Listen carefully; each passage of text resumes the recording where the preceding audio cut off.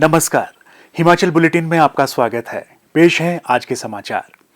मुख्यमंत्री श्री जयराम ठाकुर ने आज शिमला में चौपाल क्षेत्र के कुपवी खंड के लिए पंजाब नेशनल बैंक द्वारा भेंट की गई एम्बुलेंस को झंडी दिखाकर रवाना किया।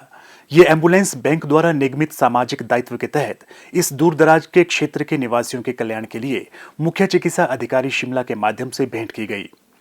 मुख्यमंत्री ने बैंक के प्रबंधन के इस परोपकारी कार्य की सराहना करते हुए कहा कि इस एम्बुलेंस से कुपवी क्षेत्र के 16,000 से अधिक निवासी लाभान्वित होंगे।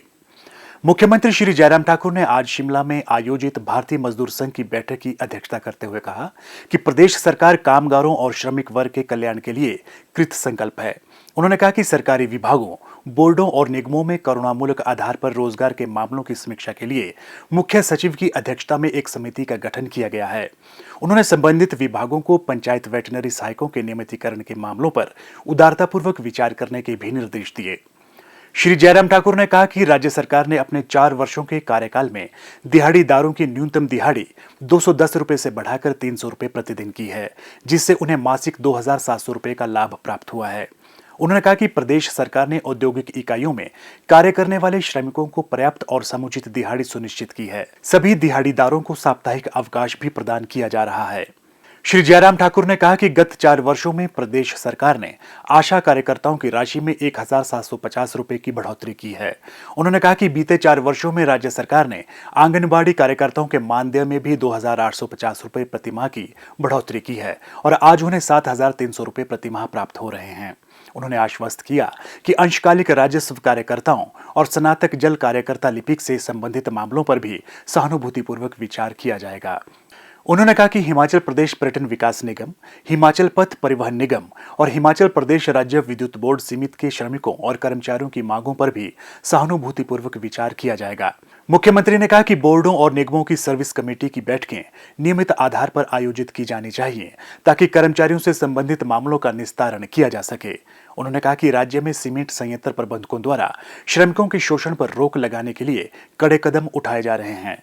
विशेष तौर पर सीमेंट संयंत्रों और अन्य औद्योगिक इकाइयों में आंतरिक गतिविधियों के लिए ठेकेदारों के माध्यम से सेवाएं उपलब्ध करवाने की अनुमति प्रदान की जाएगी। श्री जयराम ठाकुर ने कहा कि प्रदेश के कर्मचारियों और श्रमिकों की सभी जायज मांगों पर सहानुभूतिपूर्वक विचार किया जा रहा है। उन्होंने कहा कि जनसंख्या अनुपात में हिमाचल प्रदेश देश में सबसे अधिक कर्मचारियों वाला राज्य है। उन्होंने कहा कि कोविड महामारी ने पूरे विश्व की अर्थव्यवस्था को प्रभावित किया है और देश तथा प्रदेश भी इसका अपवाद नहीं है। महामारी के दौरान भारतीय मजदूर संघ ने इस स्थिति से निपटने के लिए प्रदेश सरकार को अपना रचनात्मक सहयोग प्रदान किया है। राज्य के कर्मचारियों ने भी परीक्षा की इस घड़ी में अपना महत्वपूर्ण योगदान दिया है। विशेष तौर पर आशा कार्यकर्ता, आंगनबाड़ी कार्यकर्ता और अन्य स्वास्थ्य कार्यकर्ताओं ने महामारी के दौरान अपनी सराहनीय सेवाएं दी हैं। मुख्यमंत्री ने कहा कि आंगनबाड़ी कार्यकर्ताओं से पर्यवेक्षकों की पदोन्नति का कोटा 80% से बढ़ाकर 90% किया जाएगा। उन्होंने अधिकारियों को नवसृजित 412 पंचायतों में पंचायत चौकीदारों के पदों को सृजित करने और भरने के निर्देश भी दिए ताकि लोगों को सुविधा प्राप्त हो सके। मुख्यमंत्री ने कहा, सरकार बनने के साथ ही हमने जो किया जा सकता था हिमाचल की वित्तीय परिस्थितियों को ध्यान में रखते हुए कर्मचारी वर्ग के लिए कहीं भी कमी नहीं छोड़ी।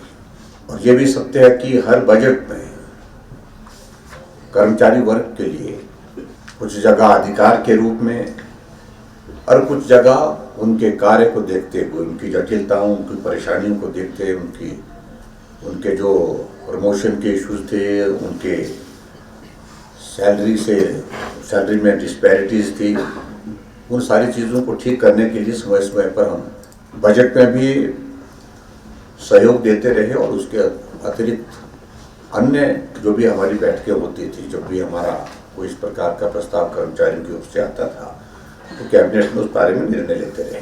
आपके जितने भी यहाँ पर इश्यूज रेज किए गए, जहाँ भी जिस रूप में भी आप लोगों ने अपनी बात कही है और जिस रूप में हम इनको बजट में हम इसको शामिल करने की परिस्थिति में होंगे, बजट में इनके समाधान की दिशा में कोई कदम उठाएंगे तो निश्चित रूप से आज की इस बैठक को श्रेय जाएगा उस बैठक।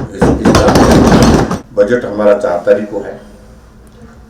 कोई और सुझाव भी अगर आपकी दृष्टि से होंगे तो आप लिखित रूप से भी उनको हम तक पहुंचा सकते हैं।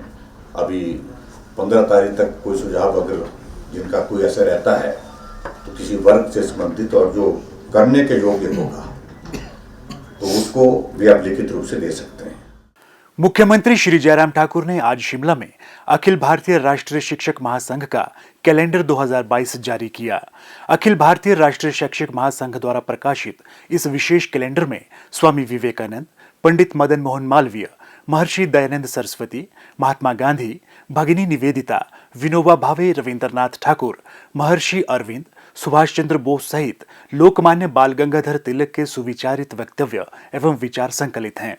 स्वास्थ्य एवं परिवार कल्याण विभाग द्वारा दोपहर 2 बजे जारी बुलेटिन के अनुसार प्रदेश में कोरोना संक्रमण की जांच के लिए आज 1238 लोगों के सैंपल लिए गए, जिनमें से 178 लोगों की रिपोर्ट नेगेटिव पाई गई है, जबकि 1020 लोगों की रिपोर्ट आना बाकी है। अभी तक 43,56,292 लोगों की जांच की जा चुकी है, जिनमें से 40,77,984 सैंपल की जांच नेगेटिव पाई गई है।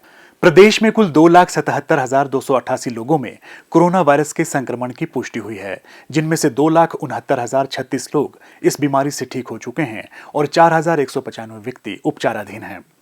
हिमाचल बुलेटिन देखने के लिए सब्सक्राइब करें YouTube channel IPR Himachal, follow करें ट्विटर @DPRHP, लाइक करें Facebook page information and public relations department Himachal Pradesh, visit करें वेबसाइट www.himachalpr.gov.in। इस अंक में इतना ही। कल फिर होगी मुलाकात, दीजिए इजाजत, नमस्कार।